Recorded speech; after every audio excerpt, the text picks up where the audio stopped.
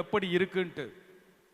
நல்லுறவு இல்ல, நமக்குள்ளேயே ஏகப்பட்ட பிரச்சனைகள்.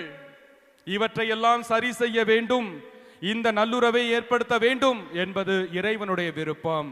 நான் கேட்கிறேன், செய்வீர்களா? இதை எங்கேயோ கேட்ட மாதிரி இருக்குல்ல? ஓகே, செய்வீர்களா? யோசிப்போம், செய்ய முயற்சி செய்வோம்.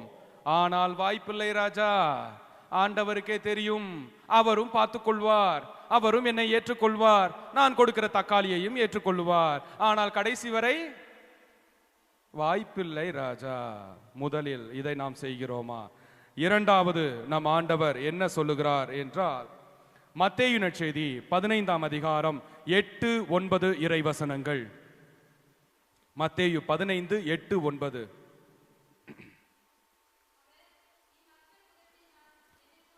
இம்மக்கள் உதட்டினால் என்னை போற்றுகிறார்கள்,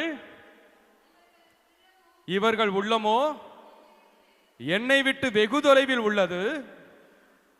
அடுத்து, மனித கட்டளைகளை கோட்பாடுகளாக கற்பிக்கிறார்கள், இவர்கள் என்னை வழிபடுவது வீண் என்கிறார்.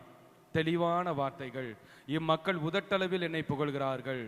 விண்ணுலகில் இருக்கிற எங்கள் தந்தையே, உமது பெயர் தூயதென போற்ற பெருக, உமது ஆட்சி